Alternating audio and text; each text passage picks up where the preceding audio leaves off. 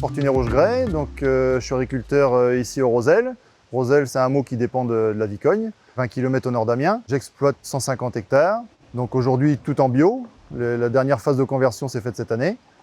Et on produit des céréales, des légumes et des pommes de terre, tout type de pommes de terre, conso et plants. En 2013, je me suis retrouvé seul sur l'exploitation. J'ai d'abord commencé en conventionnel et très vite, j'ai trouvé les limites du système. J'ai un voisin qui a installé 100% en bio depuis 2010. Donc je me suis rapproché de lui pour voir un petit peu les techniques qu'il utilisait. Ça m'a plu, donc j'ai décidé à partir de 2015 de commencer à convertir l'exploitation. On a commencé par 3 hectares la première année pour ne pas prendre trop de risques. Et très vite, un schéma d'action s'est mis en place. Donc j'ai décidé de faire la conversion sur 5 années. Sur l'exploitation, il y a 11 variétés qui sont prises en multiplication. Il y a des variétés du conventionnel. Et ensuite, il y a des variétés qui ont été développées plus spécifiques pour le bio, qui sont plus résistantes au mildiou, donc c'est plus gros pathogènes en pommes de terre. À l'instant où on arrive à gérer le mildiou, bon, je ne dis pas que la saison est gagnée, mais quasiment. Le variétal va permettre de réduire complètement, en fonction des variétés, l'application de produits comme le cuivre.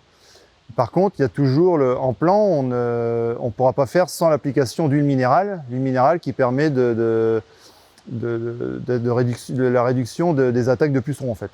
Mais moi personnellement, j'utilise un maximum de techniques alternatives, à savoir les purins, les huiles essentielles, dans la mesure des autorisations. Mais ça permet de renforcer le cuticule des plantes, ça permet de rendre la plante plus forte face aux agresseurs extérieurs.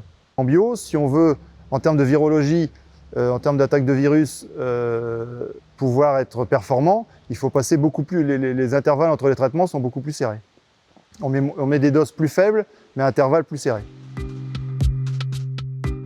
Donc ce butoir il est spécifique de la production bio. Soit on passe avec des griffes, donc il y a des griffes qui griffent le dessus de la butte et les flancs de butte. Ça permet de faire sauter toutes les petites plantules qui sont à la surface, juste avant qu'elles ne lèvent. Ensuite, il y a un autre système qui sont des coutres. Donc c'est des couteaux en fait, qui épousent l'angle des buttes. Et il y a des petites roulettes qui permettent de suivre donc le flanc de la butte, et comme ça la rasette retire vraiment les 2 cm de surface du flanc de butte, et ça permet de faire vraiment un nettoyage sans trop aller toucher le cœur de la butte. Comme ça on ne touche pas aux stolons qui sont en formation ni au système racinaire. Donc le désherbeur thermique, c'est un outil dont la spécificité est de pouvoir intervenir sur différentes cultures, donc en l'occurrence les pommes de terre. La spécificité de ce matériel, c'est qu'il peut travailler 6 buts. Donc on a 2 buts sous le tracteur et 2 buts sur le côté quand on le déplie. Et ensuite ici, on a une rampe de gigler dans laquelle on injecte du gaz. Donc ça forme une rampe de flamme. Et l'air qui est soufflé sous l'habitacle, il permet de propulser la chaleur. Et ici, sous la machine, on a une température de l'ordre de 800-900 degrés. Et ce qui permet de détruire toutes les mauvaises herbes quand on s'en sert au désherbage au printemps, ou alors de détruire toutes les restants de tiges une fois qu'on a broyé lors du défanage. Mon orientation est de plus en plus vers le plan bio. Il faut avouer qu'au départ, la conversion était purement économique, mais je me suis très vite rendu compte au bout d'un an que si on ne mettait pas de la conviction avec l'économique, ça n'allait pas, et vice-versa. Alors, quel conseil donner à les gens qui veulent se convertir en bio? Il faut déjà être convaincu de l'action déjà, parce qu'en fait c'est un engagement assez important en termes d'implication personnelle.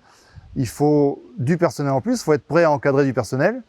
Il faut être prêt à avoir des champs qui, malgré tout, se salissent un petit peu, même si on fait tout le maximum pour ne pas que ça se salisse.